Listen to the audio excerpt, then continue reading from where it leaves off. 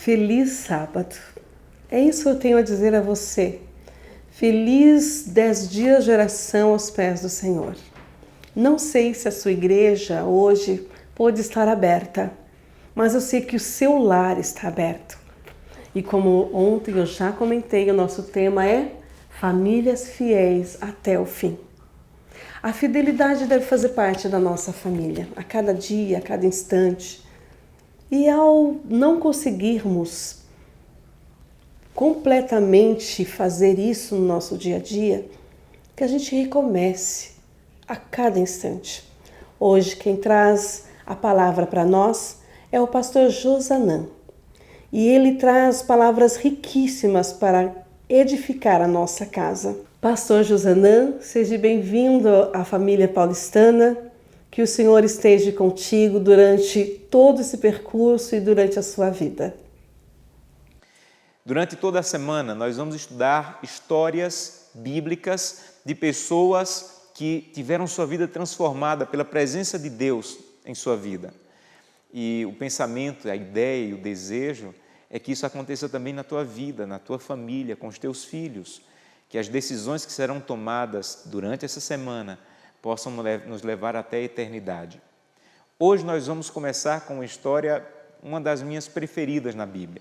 É a história de uma jovem órfã chamada Esther.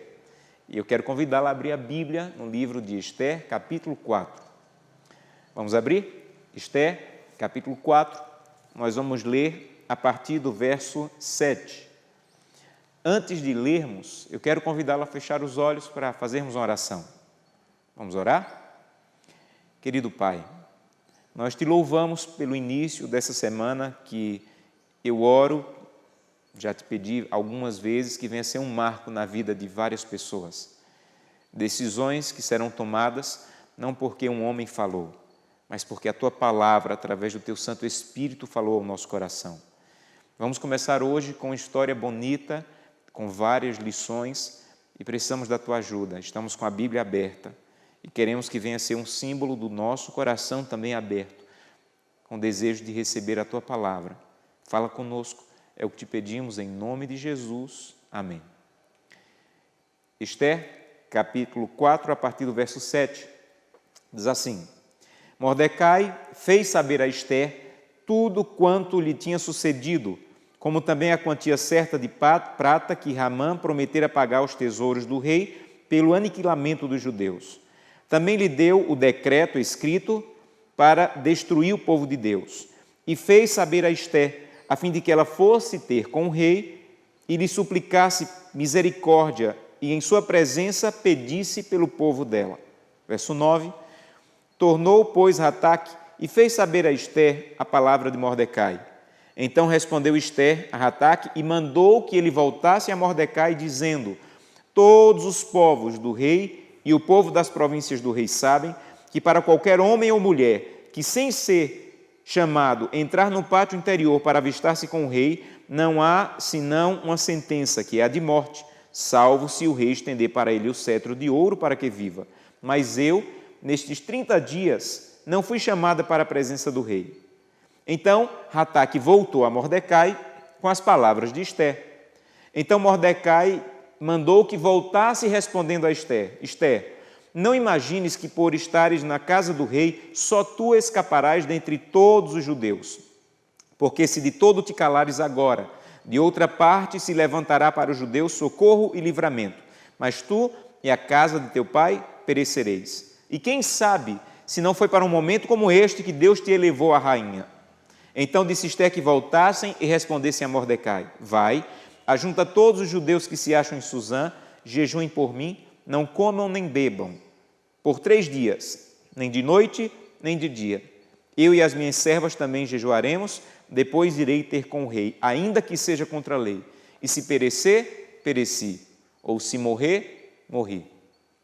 Essa é uma história conhecida, muito querida, de uma jovem órfã que havia sido criada por seu primo chamado Mordecai, um homem de Deus, mas que nesse momento viviam em um país de um rei muito temperamental.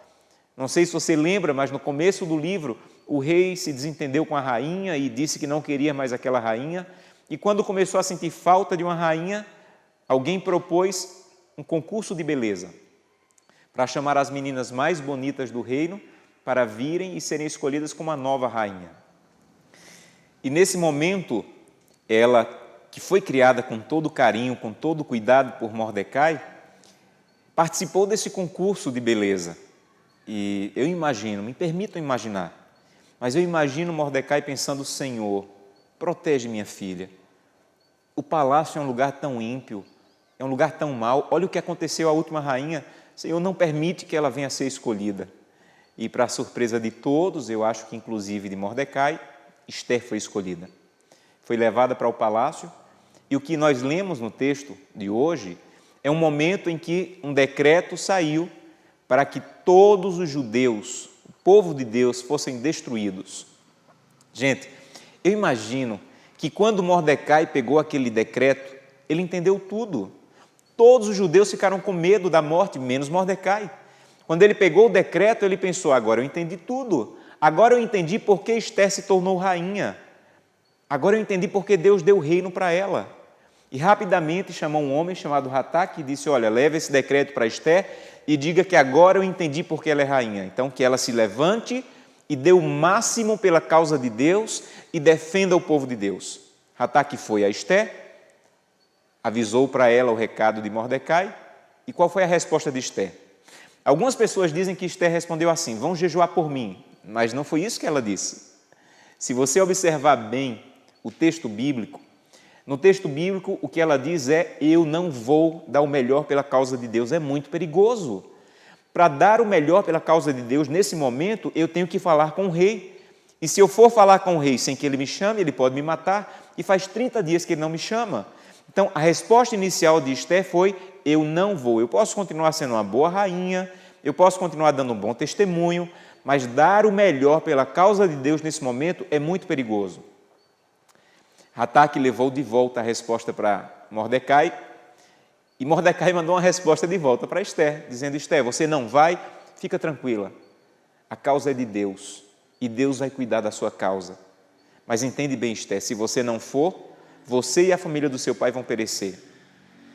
E aí Ester recobrou o ânimo e disse: eu entendi, eu vou dar o melhor pela causa de Deus, mesmo que eu tenha que morrer. E se morrer dando o melhor pela causa de Deus, foi uma morte que valeu a pena. Quais são as lições que essa história quer nos ensinar? Veja bem, apesar de o livro de Ester estar numa parte histórica da Bíblia, o livro de Ester é profecia pura, do começo ao fim. Tudo o que aconteceu no livro de Ester, o grande conflito e o livro do Apocalipse dizem que vai acontecer com o povo de Deus nos últimos dias. Uma perseguição, um decreto, uma data para matar os fiéis, o livramento milagroso e inesperado. Mas sabe qual é a ênfase de Ester? Não é na perseguição, não é na data do decreto, e sim na fidelidade de Ester e Mordecai. Em outras palavras, o que esse livro quer te ensinar e o que vamos estudar durante toda essa semana é que se você for fiel, você pode ficar tranquilo, porque quando o fim chegar, você estará pronto. Mordecai tenta ensinar algumas lições para Ester. A primeira lição que ele ensinou para ela e hoje, através da palavra, pode nos ensinar é que chegou o tempo de darmos o melhor e entregarmos tudo pela causa de Deus. Sabem, biblicamente, não há um versículo que diga que você deve entregar uma parte do que você tem para a causa de Deus. Biblicamente, de Gênesis a Apocalipse, Deus quer tudo. Entenda isso. Deus quer tudo. Olha para a Bíblia. Um dia Deus disse a Abraão: você já me entregou as ovelhas, os camelos, os bois, os servos, o dinheiro. Agora eu quero o teu filho, teu único filho, aquele a quem amas. O que você acha que Deus estava pedindo a Abraão? Deus estava pedindo tudo a Abraão.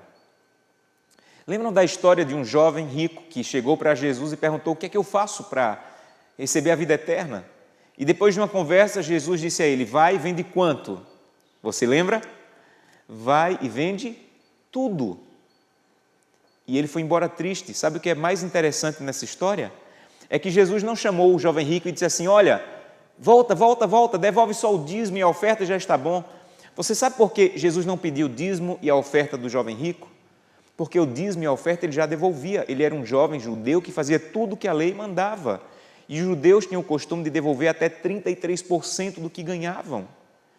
Deus não queria o dízimo e a oferta daquele jovem. Sabe o que Deus queria daquele jovem? Tudo. Você lembra do dia em que Jesus estava no ofertório, na igreja, e viu uma viúva entregar a oferta? E Jesus parabenizou porque ela entregou quanto? Tudo. Entenda uma coisa, Deus quer tudo. Se você aprendeu que Deus te dá domingo, segunda, terça, quarta, quinta e sexta para fazer o que você quer e Deus só quer o sábado, você aprendeu errado. Em uma semana de 7 dias, meu irmão, Deus quer os 7 dias. Deus quer o domingo, Deus quer a segunda, a terça, a quarta, a quinta, a sexta e o sábado é para celebrar um Deus que você aprendeu a passar a semana com Ele.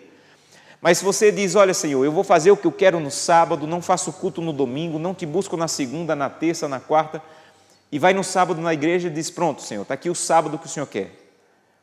O livro de Malaquias e Isaías tem versículos em que Deus diz, eu estou cansado dos sábados que vocês guardam.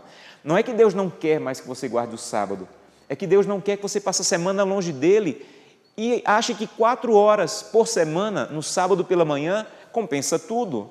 Deus quer toda a tua semana. Sabe, se você aprendeu que você recebe R$100, devolve 10 de dízimo e 10 de oferta, e leva 80 para casa, que agora são seus, e gasta como quer, você aprendeu errado. Não há um versículo na Bíblia em que Deus diz que quer apenas o dízimo. Deus quer tudo. Sabe o que é o dízimo e a oferta? É para você não esquecer que tudo pertence a Deus. Mas se você devolve o dízimo e volta para casa e diz, Senhor, agora eu vou gastar o que eu quero, como eu quero, você não entendeu o que é dízimo e oferta. É por isso que tem tanta gente comprando o que não precisa e pagando o que não pode. Porque ainda não entendeu que Deus quer tudo. Entenda, Deus quer todas as páginas na internet que você acessa. Deus quer todas as músicas que você tem no teu celular. Deus quer todas as séries que você assiste. Deus quer tudo. E enquanto você não entregar tudo, na verdade você não está entregando nada. Em seu coração você deveria estar se fazendo uma pergunta agora. Você deveria estar perguntando, pastor, eu entendi, Deus quer tudo. Mas por favor me ajuda, o que eu faço para entregar tudo? Como eu faço para entregar tudo? Sabe qual é a resposta? Para entregar tudo você tem que entender 2 coisas. Primeiro, você tem que entender quem te deu. Essa é a parte mais fácil. Se eu perguntar, irmã, quem te deu esse carro? Você vai dizer assim, pastor, foi Deus quem me deu. Tem gente que coloca até o adesivo, né? Foi Deus quem me deu. Quem te deu esse emprego? Pastor, isso aqui foi um presente de Deus. Quem te deu essa casa? Isso aqui foi uma dádiva de Deus. Sabe, entender que foi Deus quem deu é o primeiro passo. É importante, mas não é tudo. Para você entregar tudo para Deus, você tem que entender para que Deus te deu. É isso que Mordecai tenta ensinar para Esther. Mordecai diz a Esther, Esther, deixa eu te dizer para que Deus te deu o reino. Não foi por causa do penteado de rainha, não foi por causa do palácio de rainha. Deus te deu o que você tem para usar na causa dele. Você entende por que Deus deu o que você tem? Para usar na causa dele. O emprego que você tem, a formação que você tem, os recursos que você tem, não são seus, pertencem a Deus, para usar na causa dele. É Satanás que nos faz pensar que o que nós fazemos ali uma vez por semana no sábado, ou devolver um pedaço do valor em dízimo, é tudo que Deus quer. E aí ele nos conduz em uma vida vazia. Me deixa eu contar isso com uma ilustração. Um dia, um homem estava dentro de uma cisterna, cavando cisternas. O trabalho dele era esse, cavar cisternas. E um amigo veio para a beira da cisterna e perguntou lá de cima, e olhou para baixo, viu um amigo trabalhando e perguntou, amigo, o que é que você está fazendo aí? E ele olhou para cima e disse assim, eu estou trabalhando, meu trabalho é cavar buracos. E o amigo de cima perguntou, e para que você trabalha? E o de baixo respondeu, eu trabalho para ganhar dinheiro. E o de cima perguntou, e para que você quer dinheiro? E ele, já meio irritado, disse assim, eu quero dinheiro para comprar comida.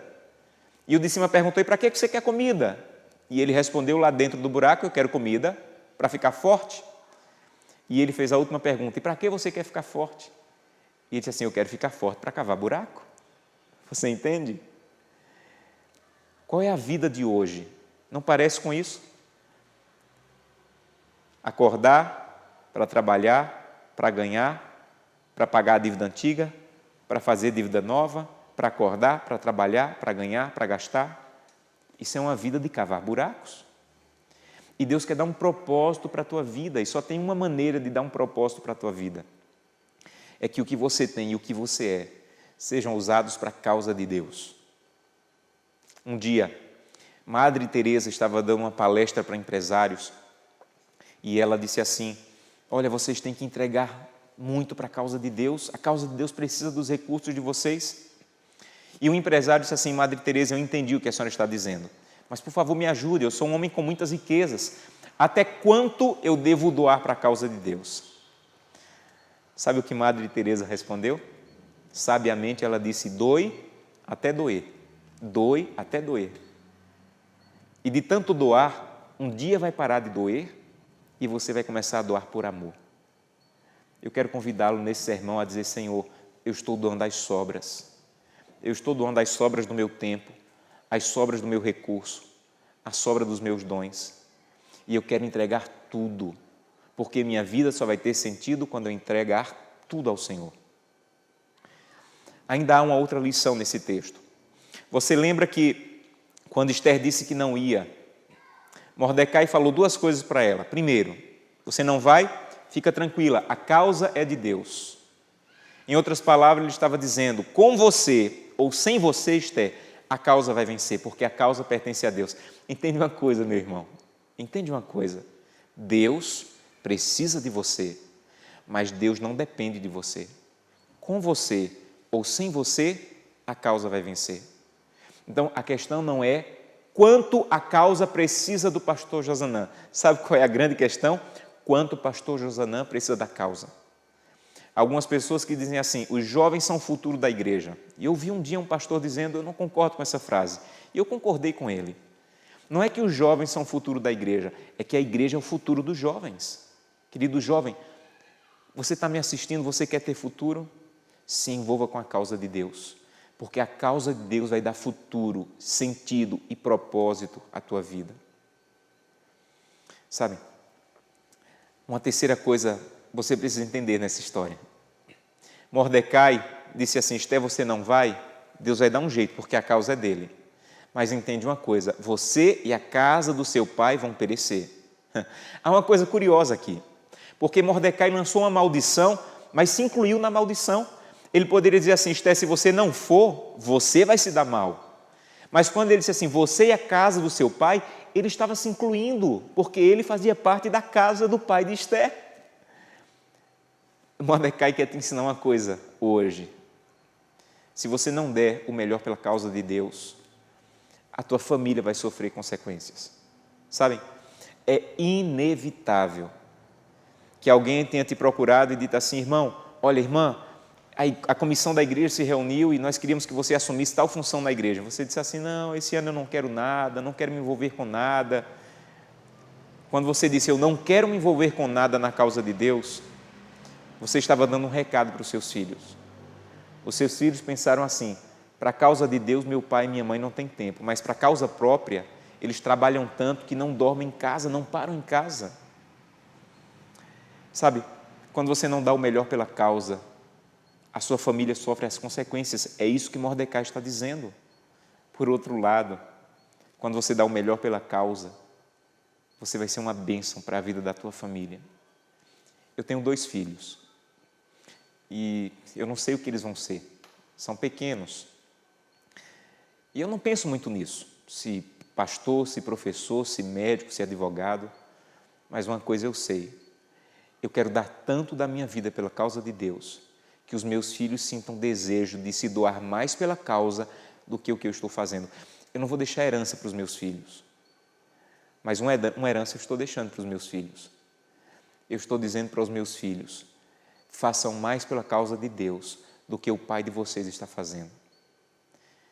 Eu quero convidá-lo a deixar essa herança para os seus filhos. Eu quero convidá-lo a fazer com que o seu envolvimento com a causa de Deus seja tão forte, tão profundo, que os seus filhos se doem mais pela causa do que você tem se doado. Há um último ponto nessa história, e eu concluo o sermão com esse último ponto. Quando Esther entendeu tudo isso, ela disse: vão jejuar por mim, eu vou dar o melhor pela causa de Deus, e se morrer, morri por uma causa que vale a pena morrer por ela. Você já tem uma causa que vale a pena morrer por ela? Eu quero lhe apresentar uma: a cruz do Calvário.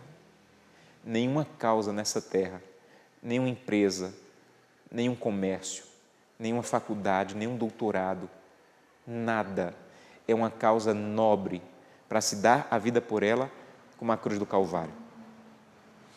Algumas histórias que eu vivi me fizeram entender isso e estão me estimulando a dar o melhor da minha juventude, o melhor da minha capacidade pela causa de Deus. Eu quero compartilhar uma dessas histórias com vocês.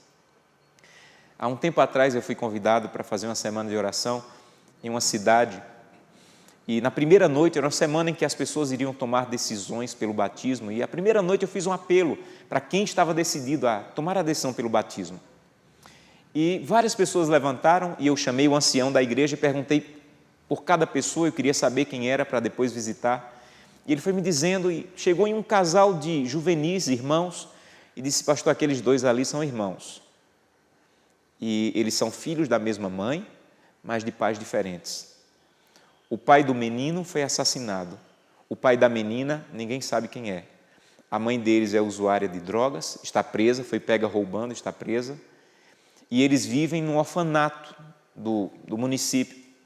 E em frente ao orfanato, pastor, o ancião me dizia, uma irmã fez um evangelismo no pequeno grupo na casa dela, e ela convidava as crianças mais velhas para virem assistir. Eles assistiram todas as noites, tomaram sua decisão, estão no clube de desbravadores, não faltam os cultos, mas o Senhor tem que dizer para os dois que eles não podem batizar.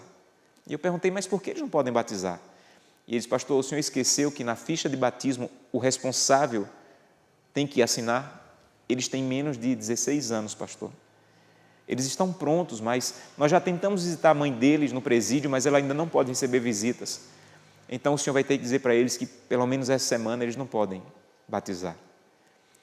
Eu chamei os dois, os abracei, parabenizei porque eles estavam no clube de desbravadores, porque eles já faziam parte da nossa família, mas expliquei que eles não poderiam batizar.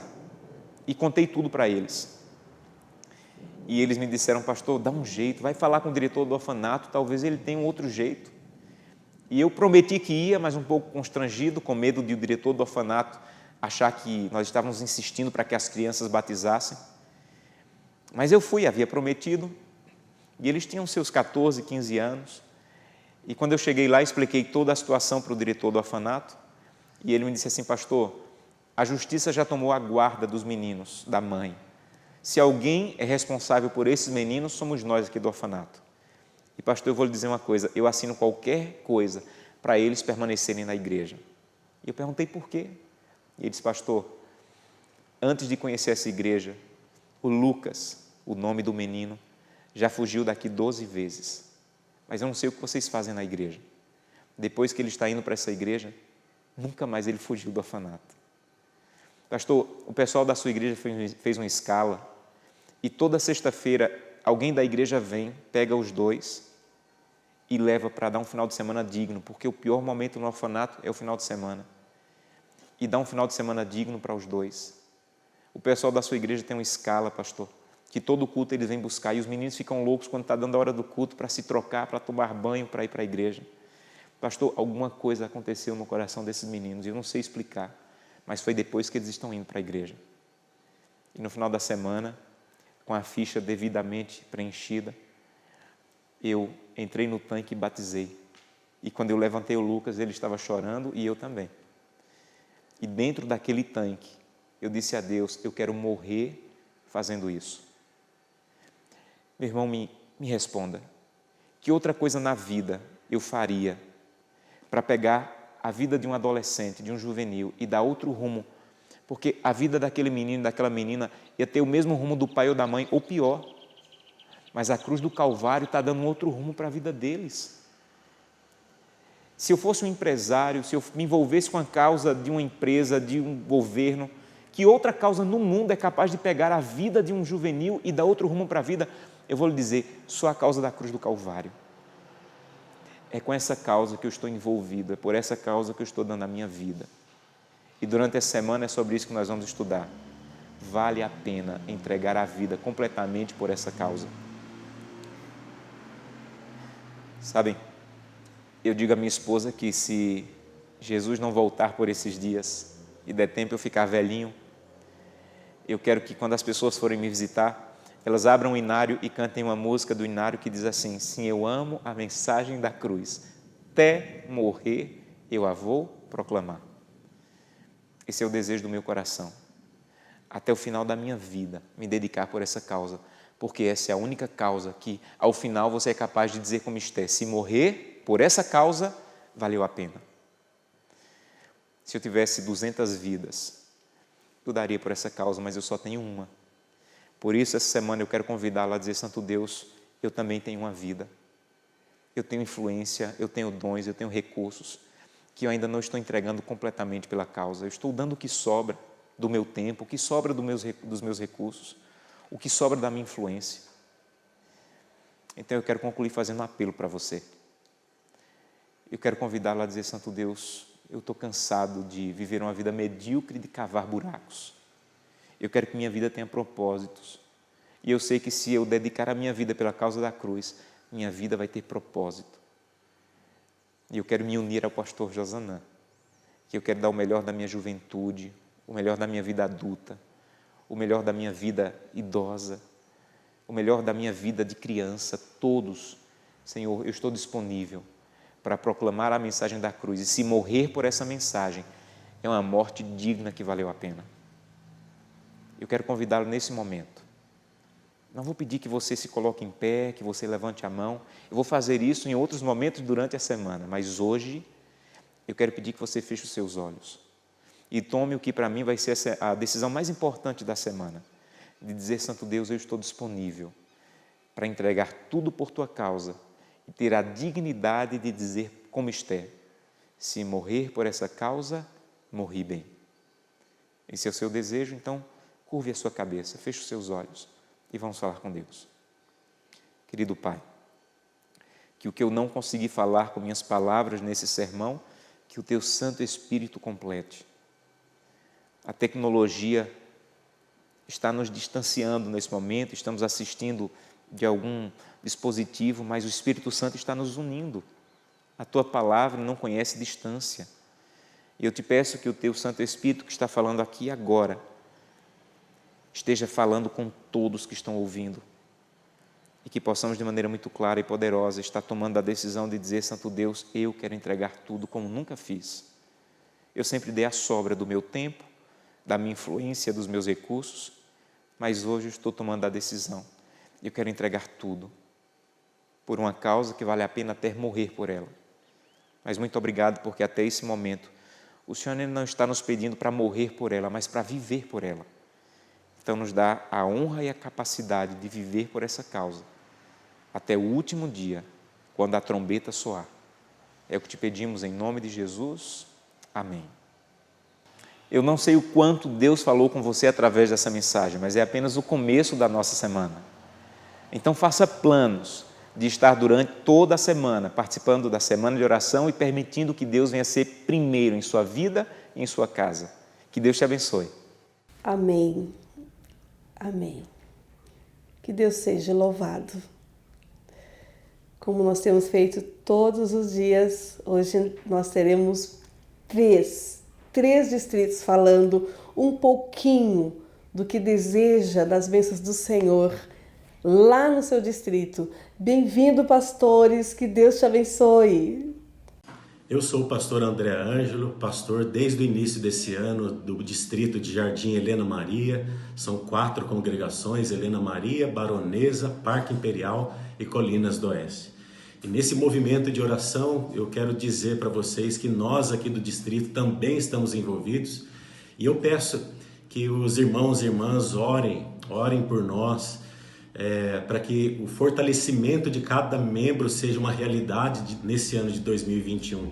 Crescimento na comunhão com Deus, crescimento nos relacionamentos que sejam intensos, significativos, saudáveis, e também o crescimento na vivência da missão, que a gente seja motivado pelo amor a ir atrás dos perdidos e ser luz neste mundo. Ore por nós, porque nós aqui também estamos orando por vocês. Olá, igreja querida, Pastor Daniel Ferreira aqui falando. Durante esses 10 dias, nós do distrito de Mirandópolis estaremos orando para que o Senhor continue cuidando e conservando as nossas famílias. Assim também como orando para que o Senhor nos ajude a cumprirmos a missão com mais efetividade, nos impulsionando assim a expandirmos ou colaborarmos com a expansão do reino. Que o Senhor nos dê forças, é a nossa oração. Um forte abraço para todos. Sou o pastor Erling Walter, da Comunidade Hispana. Estamos iniciando o ano 2021 com 30 pessoas interessadas estudando a Palavra de Deus. Peço as suas orações por estas pessoas e também por um projeto da Igreja Hispana Armênia, o plantio de uma nova igreja nas imediações da Estação da Luz. Peço que, com a graça de Deus, possamos alcançar este ideal de poder abrir uma nova frente de trabalho, um novo local, levando a luz de Deus para esta imensa cidade que é São Paulo.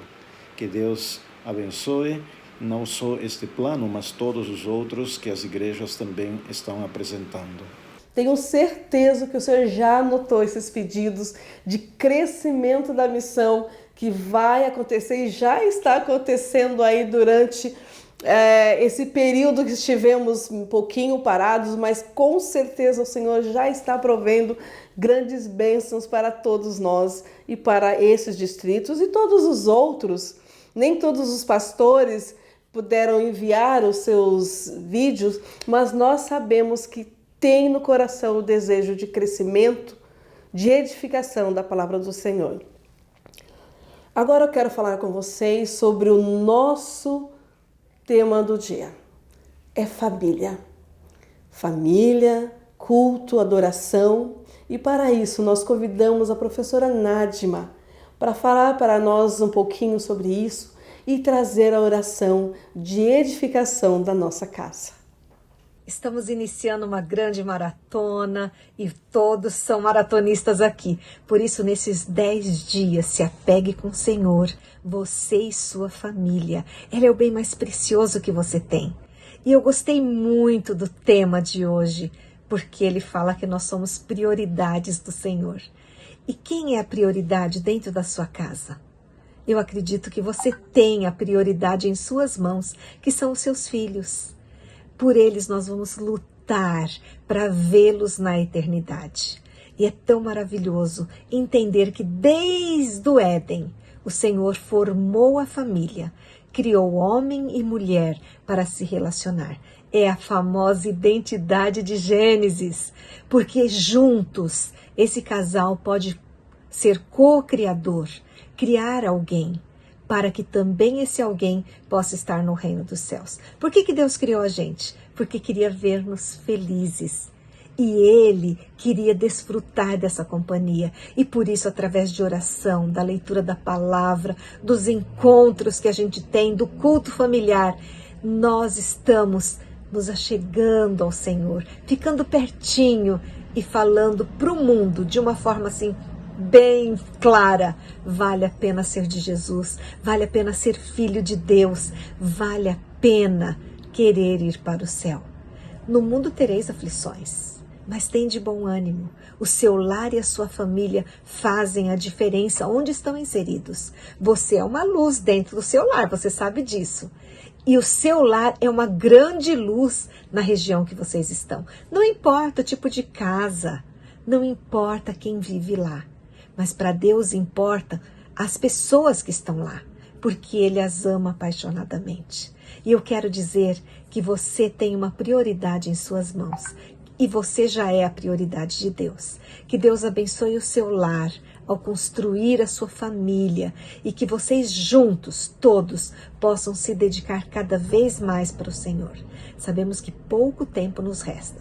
Então, nesse tempo que nós temos em mãos, vamos lutar firmes para a salvação da nossa família, da nossa casa. E a gente vai poder dizer, como Josué, né? Eu e a minha casa queremos servir ao Senhor. Nós queremos adorar juntos. Então vamos aproveitar esses dias para estarmos unidos como família, um bem pertinho do outro aí, tá? Dentro de casa pode ter aglomeração, tá? Ficar pertinho, mas mais pertinho do Senhor. Que Deus te abençoe. Eu vou orar agora para pedir uma bênção de Deus para o seu lar e para a sua família. Querido Deus e Pai amado, nós te louvamos, Senhor, pela forma tão maravilhosa que formaste a vida de um casal, permitindo que um se apaixonasse pelo outro, formando um lar e que tivessem filhos. Obrigado, Senhor, porque os filhos são a tua herança e nós cuidamos da herança. Obrigado, Senhor, porque eles são nossa prioridade. Nós precisamos cuidar desses vulneráveis e ajudá-los a entender o teu amor, que eles possam te conhecer com profundidade. Eu peço agora, Senhor, a bênção de uma forma especial ao casal, ao pai e à mãe, no seu dever supremo, homem como sacerdote do lar, que possa mostrar Jesus na sua vida, no seu exemplo, mas também, Senhor, que esta família possa estar cada vez mais ligada ao céu através do amor e do carinho demonstrado por esta mãe. Eu peço a tua bênção de paz, de alegria, o shalom, prosperidade, para que essa família possa, Senhor, ter meios, condições de trabalhar para ti. Eu peço a tua ajuda, Senhor, para que tenham paciência, humildade, que se perdoem quando têm erros e que os ajude a serem cada vez melhores. Fica com eles em cada lar, Pai. Eu te peço por Jesus. Amém.